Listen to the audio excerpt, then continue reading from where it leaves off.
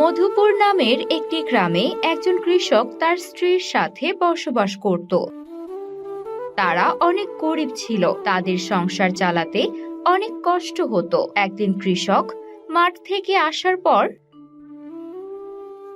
কি গো বউ, রান্না বাড়া কি কিছু হইছে? তুমি বসো, আমি খাবার নিয়ে আসছি। তাড়াতাড়ি নিয়ে আয়ো, আমার তো অনেক খিদা লাগছে। এই নাও ধরো, খাওয়া শুরু করো। শুধু তো দেখতাছি আলু সিদ্ধ, এইটা দিয়ে কি খিদা মিটে? কি আর করব বলো, ঘরে রান্নার মতো কিছুই ছিল না আলু ছাড়া। এভাবে চলতে থাকলে তো কিছুদিন পরে না খেয়ে মরে যাব। কি আর করমু বউ কও, এইবার যে ফসল রোপণ করছি তার তো কিছুই হয় নাই, সব ফসলই নষ্ট হয়ে গেছে। চারদিকে ধার দেনায় ভরে আছে, এক একদিন এক একজন এসে টাকা চায়। আমি এখন কি করমু কও তো, টাকা পয়সা তো কিছুই নাই আমার কাছে। মাঠের ফসলও তো হয় নাই যে সেগুলি বিক্রি করে টাকা পয়সা জোগাড় করমু। আমি বলছিলাম কি যে, গ্রামের ওই দিকটাতে ওই যে অনেক বড় লোক ব্যবসায়ী থাকে না, ওনার কাছ থেকে না হয় কিছু টাকা নিয়ে এসো, এতে করে কিছু ধানের বীজ কিনে বুনো। দেহি কি করা যায়। কৃষক অনেক ভাবনা চিন্তা করে যায় সেই ব্যবসায়ীর কাছে।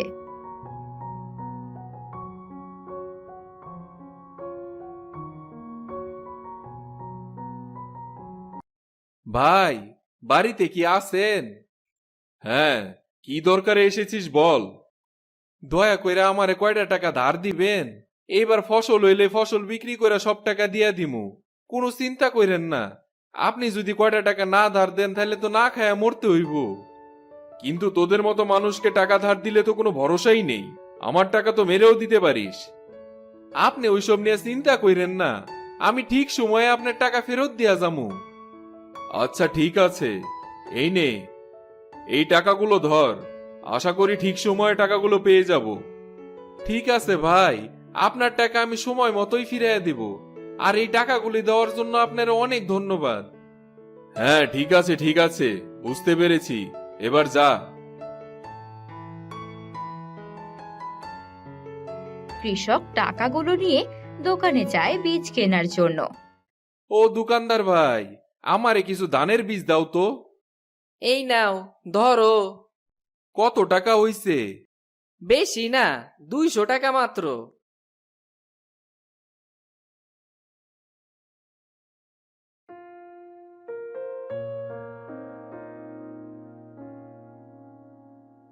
কৃষক বীজ কিনে নিয়ে এসে মাঠে বুনে দেয়।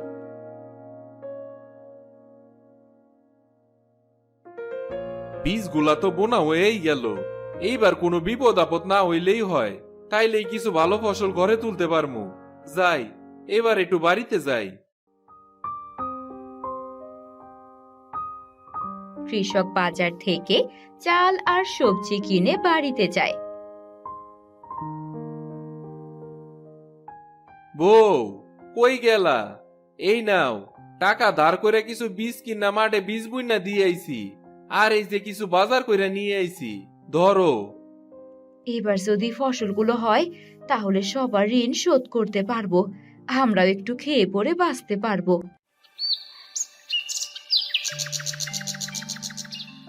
কিছুদিন পর আস্তে আস্তে বীজ থেকে চারা গজাতে থাকে। আরে বাহ, এইবার তো অনেক ভালো চারা গজাইছে, মনে তো হইতাছে ফসল ভালোই হইব।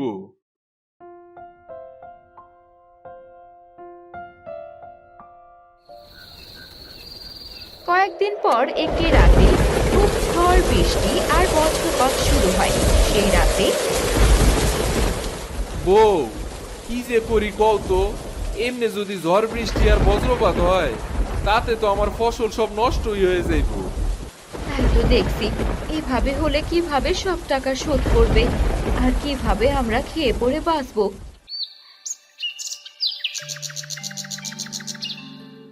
পরের দিন সকালে কৃষক মাঠে যায়। হায় হায়, আমার কি সর্বনাশটাই হইল, এইবার আমি কেমনে চলমু? আমার তো সবই শেষ হয়ে গেল, হায় পড়া কপাল আমার। এমন সময় কৃষক দেখে মাঠের পাশে একটি বক পাখি ডানা ভেঙে পড়ে আছে। কৃষকের দেখে ভারী মায়া হয়। আহারে, পাখিটার কত কষ্ট হইতাছে। যাই যাই দেখি পাখিটারে সুস্থ করা যায় কিনা। কৃষক সেখানে গিয়ে পাখিটিকে যত্ন করে সুস্থ করে তোলে এবং পাখিটিকে ছেড়ে দেয়। মনের দুঃখে সেখানে বসে কাঁদতে থাকে কৃষক। তখন পাখিটি বলে, এ কি, তুমি কাঁদছো কেন? তোমার কি হয়েছে? তুমি কথাও বলতে পারো? আসলে আমি এক বক পাখিদের রানী। কাল রাতে যখন প্রবল ঝড় বৃষ্টি হয়েছিল, তখন গাছের সাথে বাড়ি খেয়ে আমি পড়ে গিয়েছিলাম, আর উঠতে পারছিলাম না।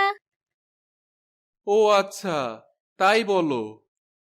তুমি আমাকে সাহায্য করেছো, তাই তোমাকে অনেক ধন্যবাদ। তো তুমি এখন এভাবে মনমরা হয়ে বসে বসে কাঁদছো কেন? আসলে আমি অনেক গরিব মানুষ। টাকা ধার করে কিছু ফসলের বীজ কিনা সেই বীজ রোপণ করছিলাম, কিন্তু দেখো কালকার জ্বরে সব নষ্ট হয়ে গেছে। এখন আমি সব হারায় নিঃস্ব হয়ে গেছি। আমি এখন কি করবো কও? আমার যত পোড়া কপাল। তোমার অনেক কষ্ট, তাই না? তখন কৃষক বক পাখিকে সব খুলে বলে। এই নাও, ধরো, এই হাঁড়িটা রাখো। এইটা দিয়ে আমি কি করবো? এটা যে সে হাঁড়ি নয় গো। এই হাঁড়িতে যদি তুমি কোনো কিছু চাও, তাহলে তাই পেয়ে যাবে। তুমি সত্যি কথা কইতাছো? হ্যাঁ, আমি সত্যি বলছি। আর যখন টাকা পয়সা বা কোনো কিছুর অভাব পড়বে, তুমি হাড়ির কাছ থেকে চেয়ে নিতে পারবে। একবার চেষ্টা করে দেখো এখন। এখন আমার বউয়ের লেগে একটা শাড়ি কাপড় দরকার। কৃষক কথা বলতে না বলতেই হাড়ির মধ্যে শাড়ি চলে আসে। কৃষক তা দেখে অবাক হয়। এবার বিশ্বাস হলো তো আমার কথা? তোমার যেটা প্রয়োজন তুমি হাড়ি থেকে পেয়ে যাবে। তোমারে অনেক ধন্যবাদ পাখি। এরপর কৃষক হাড়িটি নিয়ে বাড়িতে চলে আসে।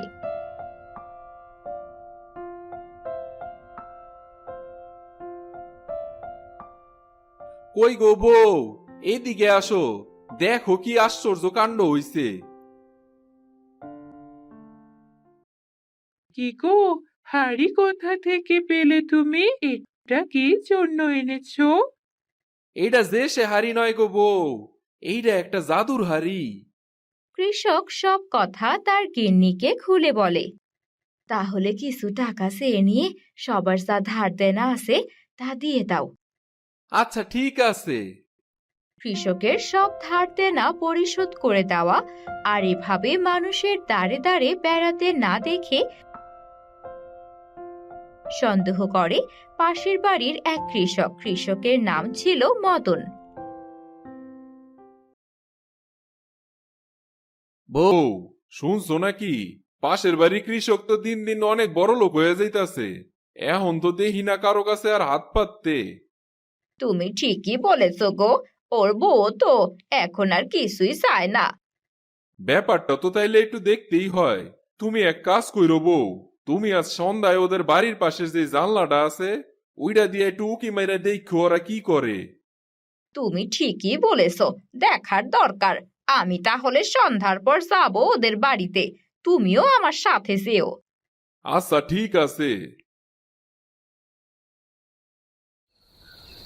সন্ধ্যার পর মদন আর মদনের বউ তাদের বাড়িতে গিয়ে লুকিয়ে লুকিয়ে দেখে যে কৃষক ওই হাড়ি থেকে টাকা নিচ্ছে। আরে আশ্চর্য কাণ্ড! বউ দেখছো, ওই হাড়ির কাছে যেমনি চাইতাছে অমনি টাকা বাইরে আইতাছে। হ্যাঁ গো হ্যাঁ, তাই তো দেখছি।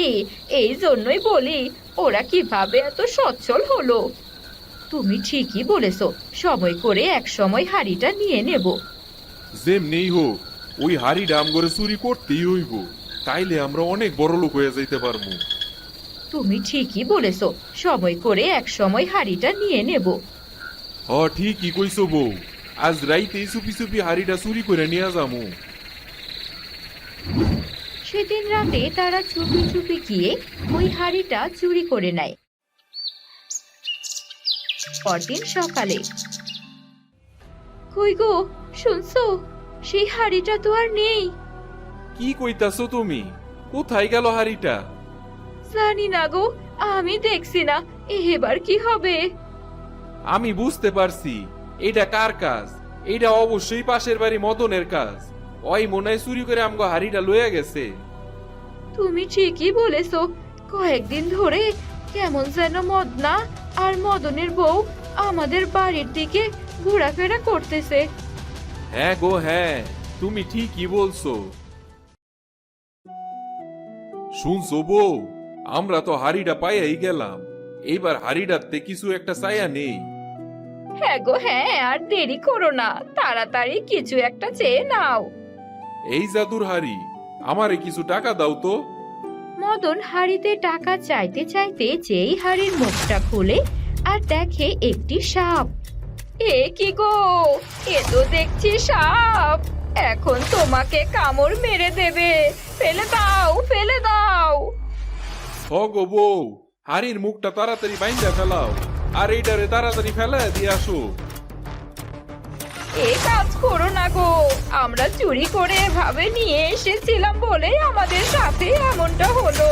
আমরা লোভে পড়ে নিয়ে এসেছিলাম হাড়িটা। তুমি ঠিক কথাই বলছো বউ, এই হাড়িটাই আমগো থেকে অভিশাপ। হ্যাঁ গো হ্যাঁ, আজ রাতে গিয়ে ওদের বাড়িতে ওদের হাড়িটা দিয়ে আসবো। তুমি ঠিকই কইছো বউ, বেশি লোভ করা উচিত না। বেশি লোভ করলেই বিপদ হয়।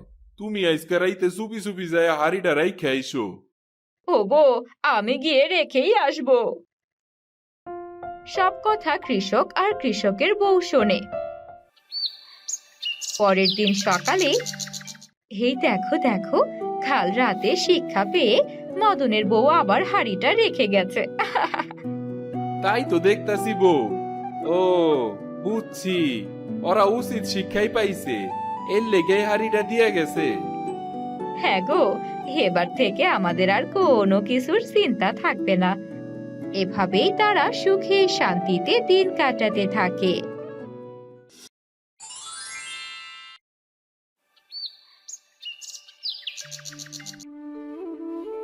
অনেকদিন আগে নিঝুমপুর নামে এক গ্রামে রিমন নামে একটি ছেলে তার দাদির সাথে বসবাস করত।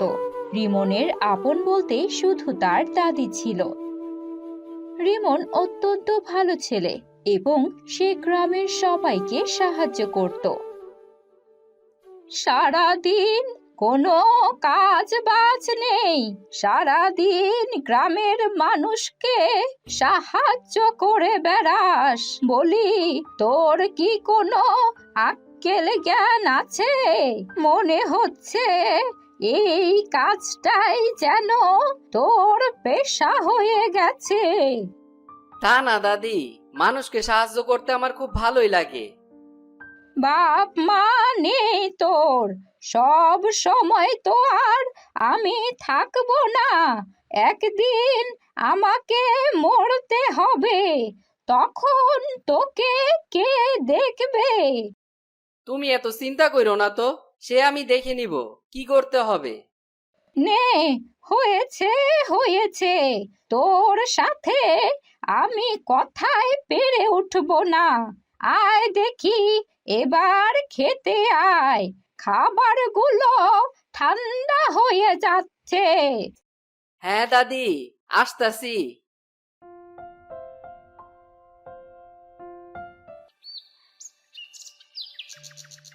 পরদিন সকালে রিমন বাজারে কিছু ফলমূল আর সবজি কিনতে যায়। বাজার থেকে আসার পথে রাস্তায় একটি বৃদ্ধ মহিলার সাথে দেখা হয়। বাবা, শুনছো? তোমার কাছে কিছু খাবার পাওয়া যাবে? আমি অনেক গরিব মানুষ, কয়দিন ধরে কিছু খাই না। আমার কাছে তো তেমন দেওয়ার মতো কিছুই নাই বুড়িমা, তবে এই ফলটা আছে, তুমি এই ফল নিয়ে খাইতে পারো। এটাতে কি তোমার ক্ষুধা মিটবে? তুমি অনেক ভালো বাবা। আজকালকার দিনে তোমার মতো ছেলে হয় না। আরে বুড়িমা, তা না, এইটা তো আমার দায়িত্ব। তুমি অনেক ভালো বাবা। ওপরওয়ালা তোমার মঙ্গল করুন। তোমাকে অনেক ধন্যবাদ। আচ্ছা বুড়িমা, তুমি তো অনেক অসুস্থ দেখতেছি, হাঁটতেও তো পারতাছো না। যাও, বাড়িতে চলে যাও, আমিও বাড়িতে যাই। এই বলে রিমন বাড়ির উদ্দেশ্যে যায়। যাওয়ার পথে রিমন রাস্তার পাশে নিচে মাটিতে একটি পাখিকে দেখে জালে বন্দি হয়ে আছে। পাখিটিকে দেখে রিমনের অনেক মায়া হয়, তাই সে জাল থেকে পাখিটিকে ছাড়িয়ে দেয়। তোমাকে অনেক ধন্যবাদ। আরে, কে কে কথা বললো? আমি গো, আমি। আরে বা, তুমি তো কথাও কইতে পারো দেখতাছি। হ্যাঁ গো হ্যাঁ, কথা বলতে পারি আমি। আমি যে সুখ পাখি। ও আচ্ছা, তাই বলো। রিমন ও পাখির এইসব কথা শুনে যে লোকটি পাখির জন্য ফাঁদ পেতেছিল সে লোকটির নাম ছিল টিপু। লোকটি ছিল অনেক কৃপণ স্বভাবের মানুষ ও ভীষণ স্বার্থপর। এই রিমনের জন্য কোনো কিছু করেও শান্তি নেই। অনেক দিন পরে পাখিটারে পায়াও হাতছাড়া হয়ে গেল এই রিমনের জন্য। ওকে তো আমি দেখেই নিব। ঠিক এমন সময় কোথা থেকে একটা পোকা এসে যেন টিপুকে কামড়ে দেয়। আহ, কি যন্ত্রণা হচ্ছে! কোথা থেকে এই পোকাটা এসে আবার কামড় দিল! আহ, আর সহ্য হচ্ছে না। যাই, বাড়িতে যাই। এই বলে টিপু বাড়ি চলে যায়। অন্যদিকে রিমন পাখিটির সাথে গল্প করছিল। তুমি তাহলে আজ থেকে আমার বন্ধু। তোমার যদি কখনো বিপদ হয় আমাকে ডেকো, আমি তোমাকে সাহায্য করব। আচ্ছা ঠিক আছে বন্ধু। আমি এই পাশের জঙ্গলে উত্তর দিকে থাকি। তুমি আমার খোঁজ করলে পেয়ে যাবে। আচ্ছা ঠিক আছে, আমাকে তো এবার যেতে হবে। আজ তবে যাই, আবার অন্য কোনো দিন দেখা হবে, তখন আরো বেশি করে কথা বলবো। ঠিক আছে বন্ধু, যাও। বিদায় বন্ধু। আচ্ছা পাখি বন্ধু, আমি তাহলে যাই, বিদায়।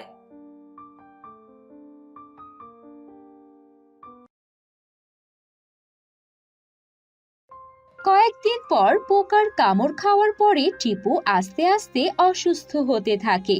টিপুর শরীরে হয় কঠিন রোগ, যা দেখে ওর পাশে কেউ থাকে না। টিপুর পরিবারের লোক ও তার স্ত্রী সন্তান সবাই তাকে ছেড়ে চলে যায়। টিপুর এই অসুখের কথা সারা গ্রামে ভেসে যায়। একদিন রিমন রাস্তা দিয়ে হেঁটে যাওয়ার সময় লোকেদের মুখে শুনতে পায়, কি রে ভাই, এসব কি শুনতাছি? টিপুর নাকি অনেক কঠিন অসুখ হইছে। তুমি ঠিকই শুনছো ভাই, আমিও তো তাই শুনলাম। টিপুর অসুখের লেগে নাকি ওর পরিবারের সবাই ওরে সাইরা চলে গেছে। হ, এখন আমাদেরও সাবধানে থাকতে হইব, বাড়ির আশেপাশে ঘেঁষা যাইব না। হ, ওরে দেখতেও যাওয়া যাইব না। ওরে দেখতে গেলে যদি ওর অসুখ আমগো শরীরে হইয়া যায়, তাইলে তো আমগো অনেক বিপদ হইয়া যাইব। হ হ ভাই, তুমি ঠিকই বলছো। রিমন এসব কথা শুনে আর এক মুহূর্ত না ভেবে টিপুর বাড়িতে টিপুকে দেখতে চলে যায়। গিয়ে দেখে টিপু অসুস্থ অবস্থায় পড়ে আছে। আরে টিপু ভাই, তোমার এমন অসুখ হইছে, আর তোমার বাড়ির সব লোকজন কই গেছে?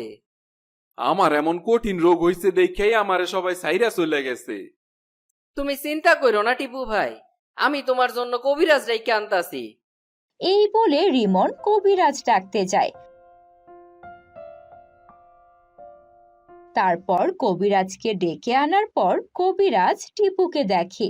কবিরাজ মশাই, টিপু ভাইয়ের এই রোগ কেমনে সারবো, একটু আমগরে কোন তো।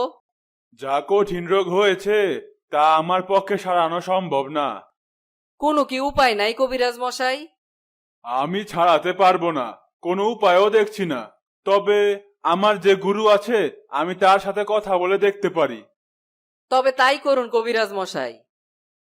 কবিরাজ তার গুরু কবিরাজ মশাইকে ডাকে।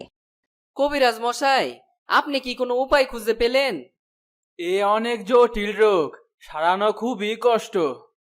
কোনো তো উপায় অবশ্যই আছে, একটু খুঁজা বাইর করেন না কবিরাজ মশাই। একটা উপায় আছে, তবে কাজটা খুবই কষ্টকর। যত কষ্টই হোক আমি কাজটা করবই। কবিরাজ মশাই, আপনি শুধু একবার আমাকে বলেন কি করতে হবে আমাকে। তবে শোনো, এই গ্রামের পাশে যে জঙ্গল আছে তার দক্ষিণ পূর্ব দিকে একটি ফল গাছ আছে। সেই গাছে সোনালী রঙের ফল আছে। ওই ফল যদি এনে টিপুকে খাওয়ানো যায় তাহলে টিপু সুস্থ হতে পারে। ঠিক আছে কবিরাজ মশাই, আমি অবশ্যই ফলটা আইনা টিপু ভাইরে খাওয়াবো আর তাকে সুস্থ কইরা তুলবো। এই বলে রিমন ফলটির উদ্দেশ্যে বের হয়। অনেকটা পথ যাওয়ার পর রিমনের মনে পড়ে যায় সুখ পাখির কথা। তখন সে সুখ পাখির খোঁজে জঙ্গলে যেতে থাকে। জঙ্গল দিয়ে যেতে যেতে গভীর জঙ্গলে চলে আসে। তখন আর সে পথ পায় না। এমন সময় একটি টিয়া পাখিকে দেখে রিমন। এই যে শুনছো টিয়া পাখি, হ্যাঁ, বলো। আমাকে কি একটু সাহায্য করতে পারবে? হ্যাঁ, অবশ্যই পারবো, কেন নয়। আচ্ছা ঠিক আছে, বলো তো এই জঙ্গলে সুখ পাখি কোথায় থাকে, তুমি কি তা জানো? হ্যাঁ, আমি জানি। তাহলে আমাকে একটু পথটা দেখিয়ে দিবে? হ্যাঁ হ্যাঁ, আমি এখন যে পাশ দিয়ে উড়ে যাব, তুমি আমার পিছু পিছু এসো। রিমন তখন টিয়া পাখিটিকে সাথে করে সুখ পাখির কাছে পৌঁছে যায়।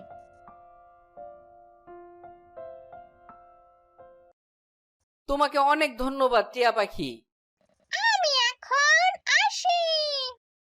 এই বলে টিয়া পাখিটি চলে যায়। সুখ পাখি, বন্ধু, বাসায় কি তুমি আসো? বন্ধু, তুমি? আসলে বন্ধু, আমি একটা বিপদে পড়ে আসছি, তুমি কি আমাকে একটু সাহায্য করবা? তুমি আমার প্রাণ বাঁচিয়েছিলে, আর আমি তোমাকে সাহায্য করব না? অবশ্যই তোমাকে সাহায্য করব।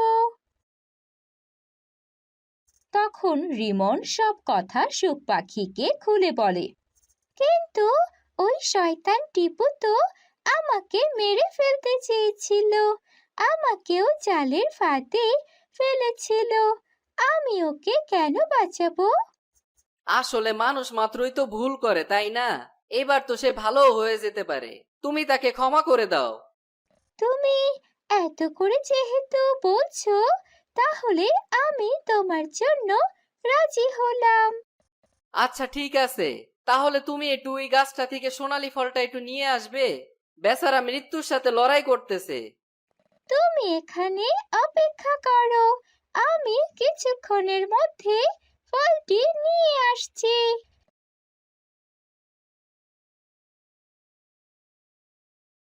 অনেকক্ষণ পর সুখ পাখি টিপুর জন্য সোনালী রঙের ফলকে নিয়ে আসে গাছ থেকে। বন্ধু, তুমি নিয়ে এসেছো ফলটা? হ্যাঁ, এই তো সেই ফল। তোমাকে অনেক ধন্যবাদ সুখ পাখি। তুমি আজ এই ফলটা না আইনা দিলে টিপু ভাইরে খাওয়াইতেও পারতাম না, আর তাকে বাঁচানোও সম্ভব হইতো না। তুমিও আমার অনেক ভালো বন্ধু।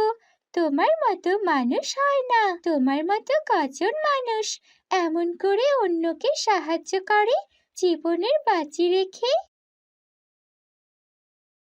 দেখতে হবে না কার বন্ধু। ঠিক আছে বন্ধু, আবার কোনো সমস্যা হলে আমাকে ডেকো।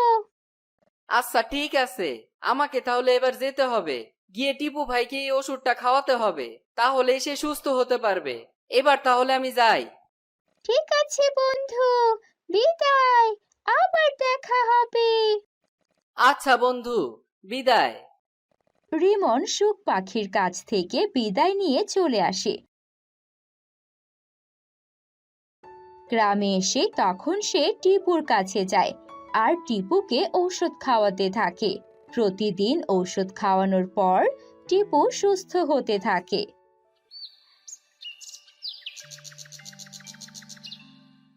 রিমন, তুই অনেক ভালো ছেলে। আমি তোকে না বুঝে কতই না গালমন্দ করেছি। আমাকে মাফ করে দিস ভাই। আমি কিছু মনে করিনি, তুমি সুস্থ হয়ে গেছো এটাই অনেক।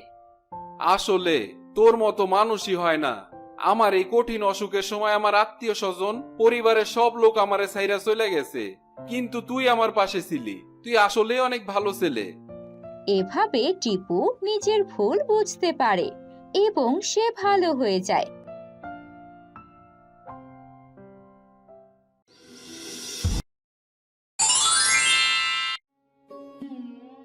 অনেকদিন আগে হেজলপুর নামক একটি গ্রামে একটি ছেলে তার সৎ মায়ের সাথে বসবাস করত। মা, ও মা, ক্ষুধা লাগছে, কিছু খাইতে দিবা? বলি, কোনো কাজ কি করস নাকি যে তোরে খাইতে দিমু? কিছু খাইতে দাও না গো, আমি কাজ খুঁজা পাইলে কাজ করব মা। এখনকার মতো দিতাছি, এরপর থেকে আর খাওন পাবি না। আচ্ছা ঠিক আছে, আমি চেষ্টা করব মা।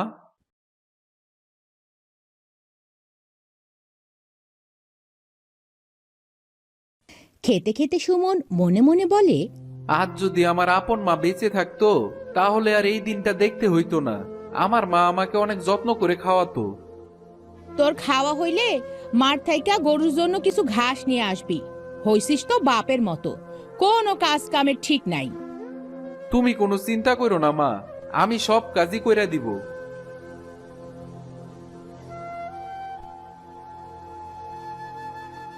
এইসব কথা বলে সুমন খেয়ে গরুর জন্য ঘাস আনতে যায়।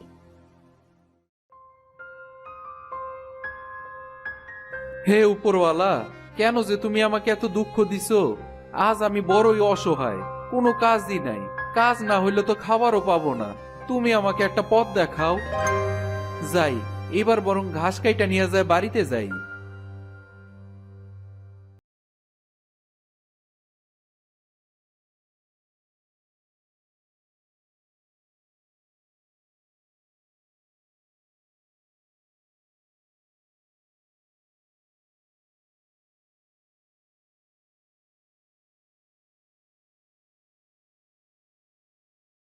পানির পাত্রটি হাত থেকে পড়ে যায়।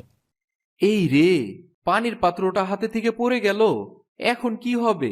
মা তো আমাকে অনেক বকবে। কি হইল রে? ও মা, তুই পানির পাত্রটা ভাঙ্গে দিলি? কোনো কাজই তো ঠিক মতো করতে পারস না। তোর মতো ছেলের এই বাড়িতে কোনো জায়গা নাই। বাইর হয়ে যা বাড়ি থেকে। মা, আমাকে ক্ষমা করে দাও। এমন ভুল আর কখনোই হবে না। আমি তোর কোনো কথা শুনতে চাই না। যা, এক্ষুনি বাইর হয়ে যা। যেদিন কাজ করতে পারবি সেদিনই এই বাড়িতে আসবি। সুমন এসব কথা শুনে বাড়ি থেকে চলে যায়। সুমন বাড়ি থেকে বেরিয়ে রাস্তা দিয়ে হাঁটতে থাকে। হাঁটতে হাঁটতে সে ভাবে, এখন আমি কি করব? কোথায় যাব? না আছে আমার বাড়ি, না আছে ঘর। দেখি, হাঁটতে থাকি। কোথাও যদি একটা কাজ খুঁজে পাই তাহলে তো ভালোই হবে। এভাবে হাঁটতে হাঁটতে সুমনের অনেক পিপাসা পায়। তখন সে হাঁটতে হাঁটতে একটা খোলা মাঠে এসে পৌঁছায় আর দেখে একটা কুটির। এই কুটিরের ভিতরে কেউ কি আসো? বলছি, কেউ কি আসো নাকি কুটিরে? কে রে, বাইরে থাইকা ডাকাডাকি করতাছে? আমি গো ঠাকুমা, আমি কি তোমার কাছ থেকে একটু জল পেতে পারি? হ্যাঁ, পাইবা, কিন্তু তুমি কে বাসা? আমার কথা আর শুইনো না গো ঠাকুমা, আমি এক অভাগা ছেলে। ও, তাই নাকি? তাইলে তুমি আগে জলটুকু খাইয়া প্রাণটা বাঁচাও, পরে আমি তোমার সব কথা শুনতাছি। তুমি আমাকে বাঁচালে গো ঠাকুমা। তুমি কি এই কুটিরে একা একাই থাকো? হ্যাঁ রে বাসা, আমার তো কেউ নাই অমন আপন বলতে। তা তুই এমন একটা অভাগার মতো ঘুইরা বেড়াইতেছস কেন? আসলে ঠাকুমা, হইছে কি, আমার মা নেই। কয়েক বছর আগে আমার মা মারা গেছে। তারপর আমার বাবা আর একটা বিয়ে করে। আর ওই সৎ মা আমাকে একদমই দেখতে পারে না। তাই তুই এমন কইরা ঘুইরা বেড়াস?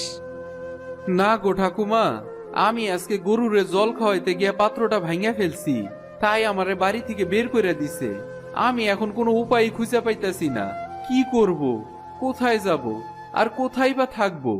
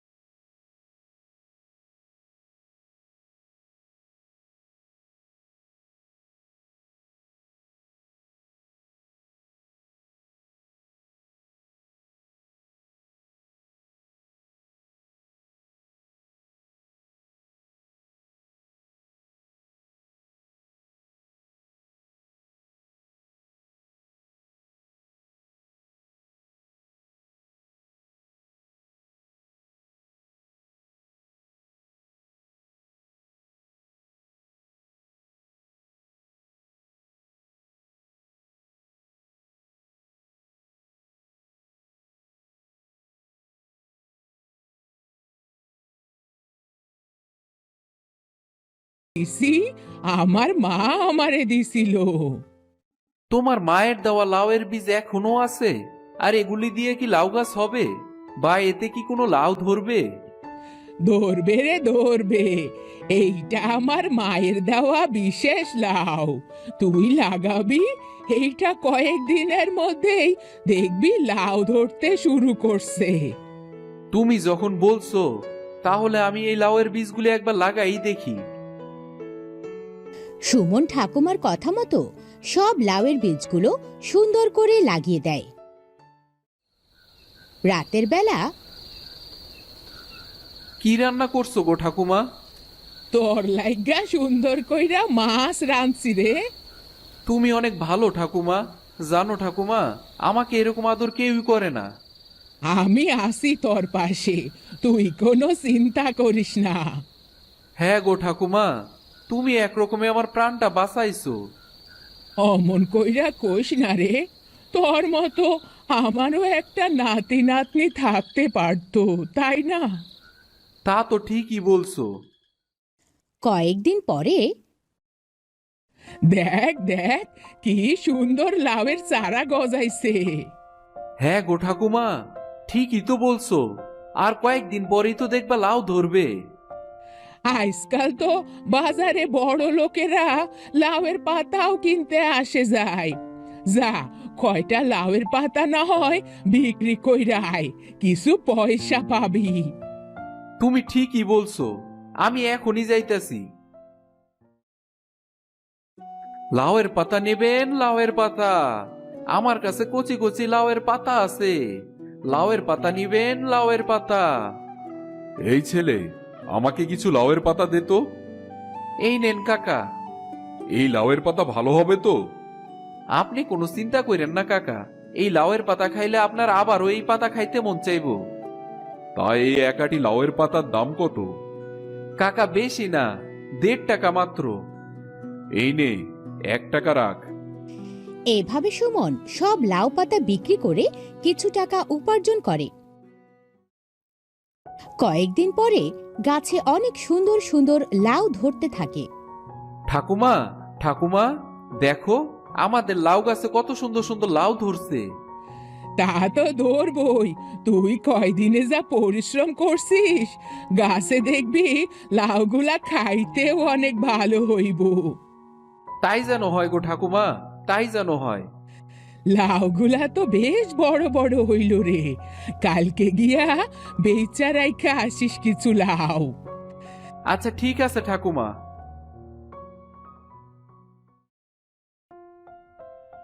কি গো ঠাকুমা, তুমি কি এইবার লাউ গাছ লাগাইছো? আর কি সুন্দর সুন্দর লাউ ধরছে, ও মা।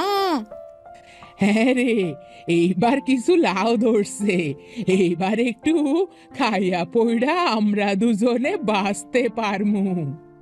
যেই ছেলেটা তোমার কাছে থাকে ওই ছেলেটা কে গো? আমার এক নাতনি হয়। আমরা দুইজন মিলা এই লাউ চাষ করছি। তাইলে তোমার নাতনি রে আমার একটা লাউ দিতে কইও কিন্তু। হ্যাঁ, কমুনি।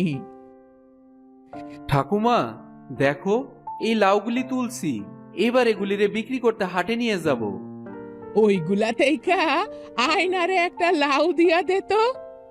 এই নাও তোমার লাউ, ধরো। তোমারে অনেক ধন্যবাদ।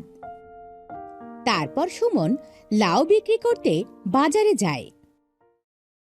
লাউ নিবেন গো লাউ, আমার কাছে বড় বড় লাউ আছে, কচি কচি লাউ আছে আমার কাছে, লাউ নিবেন গো লাউ।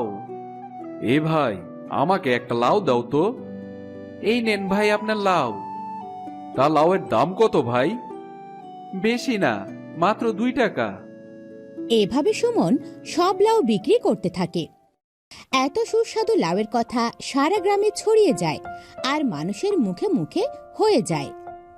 জানিস ভাই, গ্রামের ওই পারে যে একটা ঠাকুমা থাকে না, তার নাকি অনেক সুন্দর সুন্দর লাউ গাছ হইছে, আর সেই লাউ নাকি খেতেও অনেক অসাধারণ। তাই নাকি ভাই? আমিও তো শুনছিলাম। চল গিয়ে দেখি কি লাউ ধরছে, আর লাউ যদি ভালো হয় তাহলে আসার সময় নিয়ে আসবো। হ ভাই, চল চল। ঠাকুমার অনেক গুণ আছে বুঝলি, তা না হইলে এই বয়সে এত সুন্দর লাউয়ের গাছ চাষ করতে পারে। তুমি ঠিকই কইছো। তারপরে আবার ঠাকুমার সাথে যে ছেলেটা থাকে সেও অনেক ভালো। ঠাকুমা, ও ঠাকুমা, তোমার কাছে নাকি খুব সুন্দর সুন্দর লাউ ধরছে, তাই দেখতে আসলাম। দেও, আমাদের দুইজনকে 2টা লাউ দিয়া দাও দেখি। এইদিকে আসেন ভাই, আমি দিতেছি আপনাদেরকে লাউ। লাউ যে দেখতে হইছে না, আজ বাজার থেকে চিংড়ি মাছ নিছি, বোরে কমু লাউ চিংড়ি রান্না করতে আজ। হ্যাঁ, আপনাদের খুশি তো আমাদের অনেক ভালো লাগে। চল চল, এবার বাড়ির দিকে যাওয়া যাক। এভাবে সুমন লাউ চাষ করে অনেক টাকা উপার্জন করে আর ঠাকুরমার সাথে অনেক সুখে শান্তিতে দিন কাটাতে থাকে।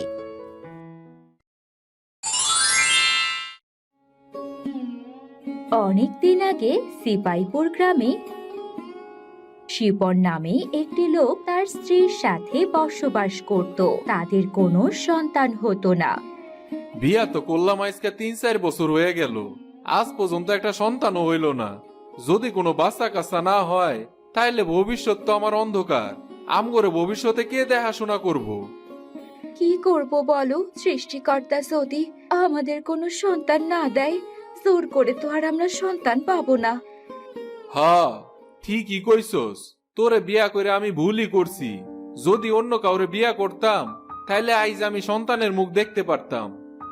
এইসব তুমি কি বলছো? ভাগ্যের ওপর তো আর আমাদের জোর নেই। না, এভাবে আর চলতে পারে না। এমনি চলতে থাকলে মানুষজন আমারে খারাপ ভাববো। এভাবে আর আমি থাকতে পারবো না। আমার একটা সন্তান লাগবো। এইসব কি বলছো? কত কি করলাম, কত বৈদ্য কবিরাজকে দেখালাম, তাও যদি সন্তান না হয় তাহলে আমার কি করার আছে বলো? তুই আর কি করবি? যা করার তো আমারই করতে হইব। কি করতে চাও তুমি?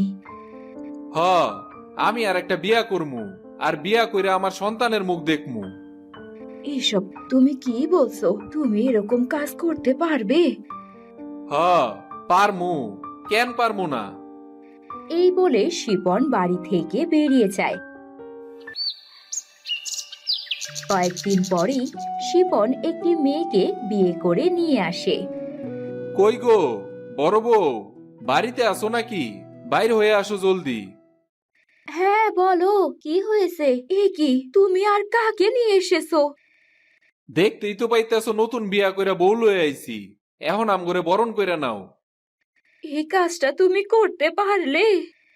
হ, ভালাই করছি। আমার একটা সন্তান দরকার, এর লেগে আমি আর একটা বিয়া করছি। তোর কি কোনো সমস্যা আছে? আমার কোনো সমস্যা নাই। রিনা তখন মনের দুঃখে নতুন বউকে ঘরে বরণ করে নিয়ে যায়। তোমার আর কোনো কষ্ট নাই ছোট বউ। তোমার সুখ দুঃখের দায়িত্ব এখন থেকে আমার। তুমি শুধু আমার একটা সন্তানের মুখ দেখাও। ঠিক আছে, আপনি কোনো চিন্তা করবেন না। আজ যদি আমার একটা বাচ্চা থাকতো তাহলে এই দিনটা আমার দেখতে হতো না। এই বড় বউটাকে আমার একদমই সহ্য হয় না, একে তো আমি শায়েস্তা করেই ছাড়বো। ছোট বউ, তোমার কোনো চিন্তা নেই, যখন যা লাগবে আমাকে শুধু বলবে। হ্যাঁ হ্যাঁ, ঠিক আছে ঠিক আছে, এখন তুমি এখান থেকে যাও।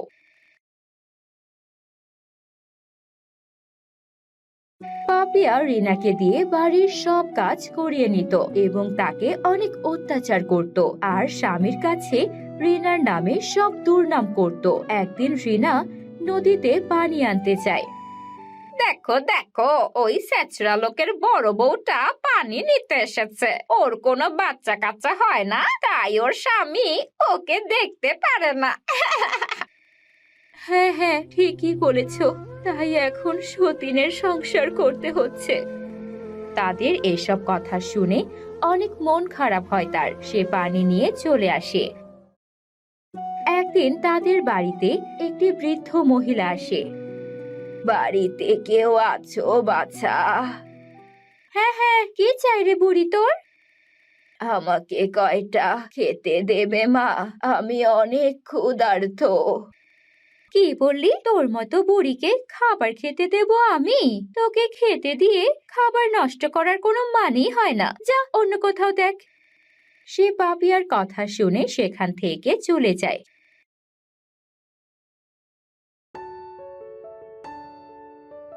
কি গো, তুমি বুড়িমাটাকে তাড়িয়ে দিলে কেন? এসেছে খেতে, এসব বুড়িদের খেতে দেয় কে? যাও, তুমি গিয়ে নিজের কাজ করো।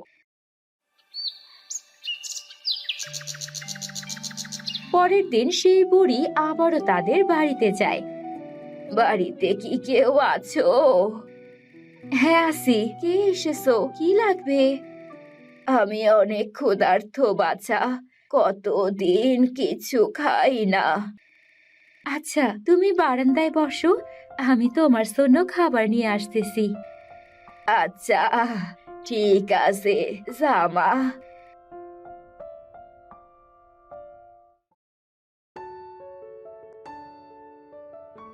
এই নাও বুড়িমা, তোমার খাবার। আচ্ছা, কাল যে মেয়েটিকে দেখলাম, ওইটা কে? ও হলো ছোট বউ, আমার সতীন। তোর অনেক কষ্ট, তাই না রে মা? কষ্টে থাকলে কি কেউ কি তা বোঝে? কি হয়েছে তোর, আমাকে একটু খুলে বল। আসলে বুড়িমা, আমার কোনো সন্তান হয় না, তাই আমার স্বামী আবার আরেকটা বিয়ে করেছে। সারাদিন ঘরের সব কাজ আমিই করি। ছোট বউয়ের সন্তান হবে বলে স্বামী আমারে দেখতেই পারে না। আচ্ছা, সব বুঝলাম, তুই কোনো চিন্তা করিস না। আমি তোকে একটা জিনিস দিচ্ছি, তাতে তোর সব হবে। কি বলছো কি তুমি এইসব? হ্যাঁ রে হ্যাঁ। বুড়িমা তখন তার থলির মধ্য থেকে একটা আংটি বের করে। নে মা, তুই এই আংটিটা তোর হাতে সব সময় রাখবি। তোর যদি কখনো কোনো বিপদ হয় তাহলে তুই আগেই বুঝতে পারবি। এই আংটি যদি হাতে থাকে তাহলে কোনো বিপদই তোকে স্পর্শ করবে না। সত্যি বলছো বুড়িমা? হ্যাঁ রে হ্যাঁ, এই আংটিটা তোর সাথে রাখ। সৃষ্টিকর্তা যদি সহায় হয়, এতেই তোর সন্তান হবে।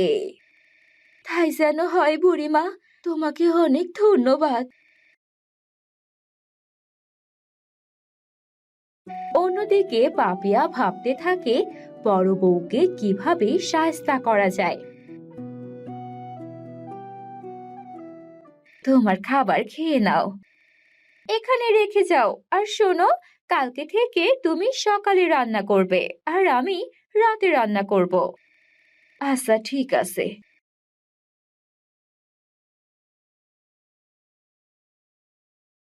রিনা ঘরে আসতে আসতে ছোট বউয়ের কথাগুলো ভাবে।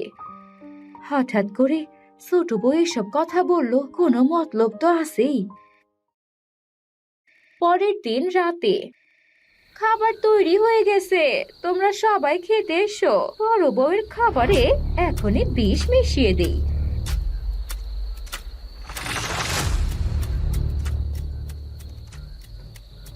আইজ আমার ছোট বউ রান্না করছে, নিশ্চয়ই রান্নাটা অনেক মজার হইব। খেয়ে নাও, খেলেই বুঝতে পারবে। এই তো দিদিও এসে গেছে, নাও তোমরা খাবার খেয়ে নাও। হ্যাঁ, তুমিও খেয়ে নাও।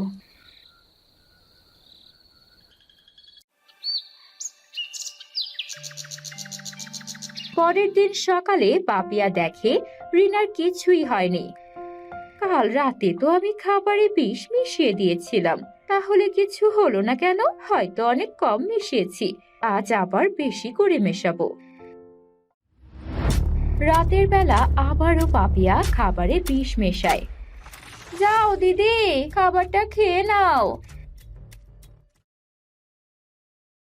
ঠিক আছে, তুমিও আমাদের সাথে খেয়ে নাও। পরের দিন সকালে পাপিয়া দেখে রিনার কিছুই হয়নি। এভাবে কিছুদিন যাওয়ার পরে, এতদিন তোকে বিষ মিশিয়ে খাওয়ালাম, কিন্তু তবুও তুই মরলি না। আজ আমি নিজে খেয়ে দেখব। তাই সেদিন পাপিয়া খাবারে একদম অল্প পরিমাণে বিষ মেশায়। রাতের খাবার কি রান্না হয়েছে? অনেক রাত হলো তো, ক্ষুধা লেগেছে, লোকটা বাড়ি আসবে এখন। হ্যাঁ দিদি, হয়েছে, তুমি কোনো চিন্তা করো না। এই বলে পাপিয়া সবাইকে খাবার দেয়। সেদিন রাতে, আমার এমন লাগছে কেন? কিছুই হয় না, সকালে বোঝা যাবে।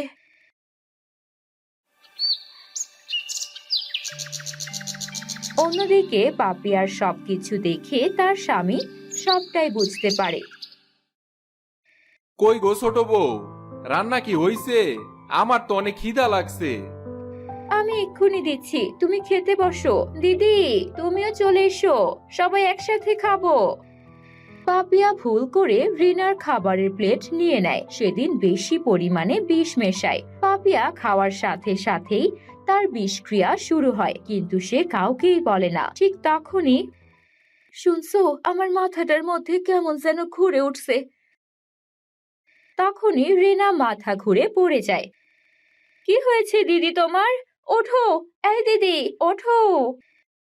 তুমি এই জায়গায় থাকো, আমি এখনই কবিরাজরে ডাইকা নিয়ে আইতাছি। হ্যাঁ, যাও যাও, দ্রুত যাও। এবার তোমার মরণ কেউ আটকাতে পারবে না বড় বউ। কিন্তু আমার মাথাটাই কেমন ঘুর ঘুর করছে, অনেক খারাপ লাগছে। যাই হোক, শুধু তোর জন্য, তুই মরলে আমি বাঁচি। একটু পর শিপন কবিরাজকে ডেকে নিয়ে আসে।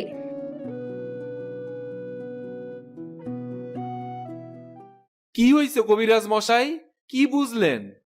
শিপন, সুখবর আছে। কি সুখবর কবিরাজ মশাই? তোমার বউ তো মা হতে চলেছে। শিপন এটা শুনে অনেক খুশি হয়। অন্যদিকে ছোট বউ পাপিয়া রাগে জ্বলতে থাকে। কিছুক্ষণের মধ্যেই তার জ্ঞান ফিরবে, তুমি কোনো চিন্তা করো না। ঠিক আছে কবিরাজ মশাই, চলেন আপনারে আগায় দিয়ে আসি। ঠিক আছে, চলো।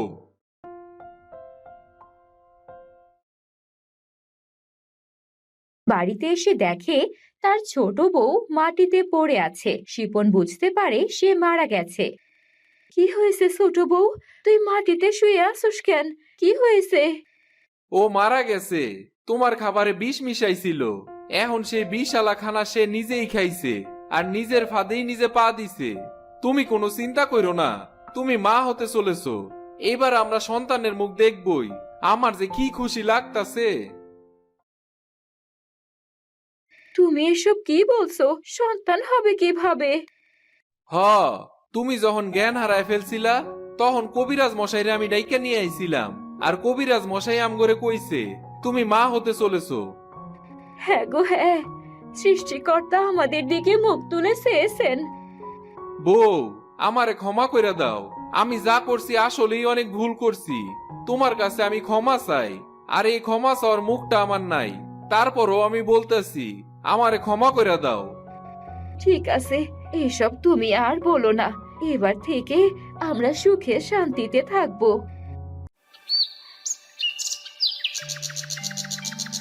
10 মাস পরে তাদের ঘরে একটা ফুটফুটে কন্যা সন্তান জন্ম নেয়, আর তারা সুখে শান্তিতে বসবাস করতে থাকে।